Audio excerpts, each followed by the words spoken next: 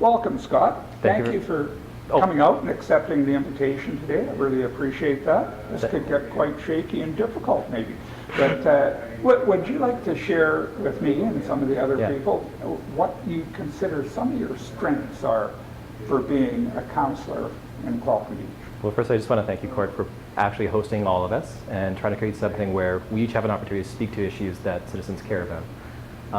For my part, I think the few strengths I have is, one, I'm pretty good at doing research into issues. I know what a good source is. I know how to actually ask questions that are meaningful. Secondly, I generally believe that every citizen in this town matters. Every citizen has the right to be heard and have their concerns taken seriously.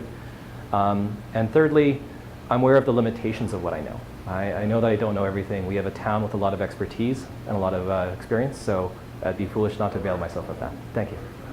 Oh, great. Another a question for a lot of people, whether you're running for office or not, is to be aware of some of your challenges, the weaknesses. So you've got skills, you've got abilities. What areas would you say you might be weak in? I would say one of the things would be that I'm very glad to be running for council, and I'm very glad I'm not running for mayor. I think I make an excellent lieutenant, but I make a very poor general.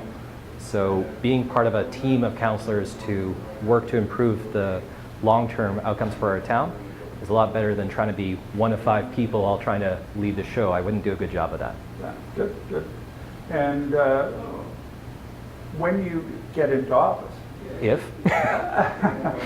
what are some of the things you think are you going to concentrate on several things that you might have something in mind already, or are you just wide open? I think there's several things that we do need to look at, but I would tend to prioritize what would have the greatest impact on the quality of life as many citizens as possible.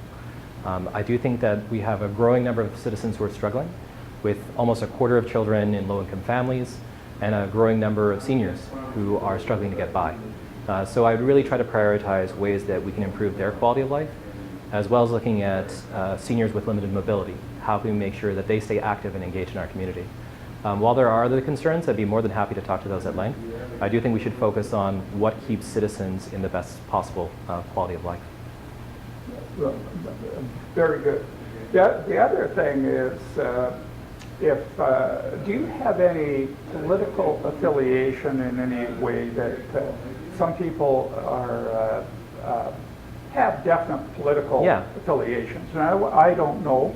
No, that's fair. Have you got any of those? Have you got any? That's a fair part. There? Yeah, no. I volunteered a little bit for one of the federal parties as a speechwriter in the last election campaign. For a while, I was involved with the Electoral District Association, so the routing association. I stopped my involvement with them a few months back. So that was the Federal Liberal Party.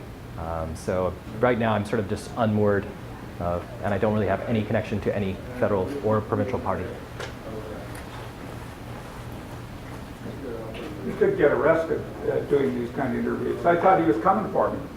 I'm not running for office, but set me up. As you can see, these are casual interviews. Absolutely. And I love it that way. Yeah. What about family? What's the family, your connections in the community? Well, as a child, I come down here to visit my mother's aunt, Aunt Eileen and Uncle Ken, who lived on Linden. But right now, there's my mother and father who live in town, my aunt as well. I have 3 cousins who live in the regional district with their spouses, and 5 children in total, I think. There's 14 family members I have in Oceanside.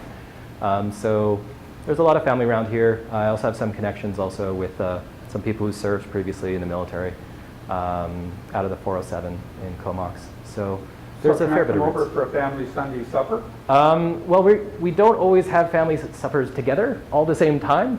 There's a lot of logistics there. So, but you'd be more than welcome if you'd like. Well, okay, we're getting down to about half a minute left here. Everybody's got 5 minutes. Is there anything? I haven't asked you a whole pile of questions. This is very fast. Is there anything you'd like to communicate in the last few minutes before we end the interview that I haven't asked? Is there anything that you'd like to throw in there? Well, I would ask actually that citizens consider every candidate this election.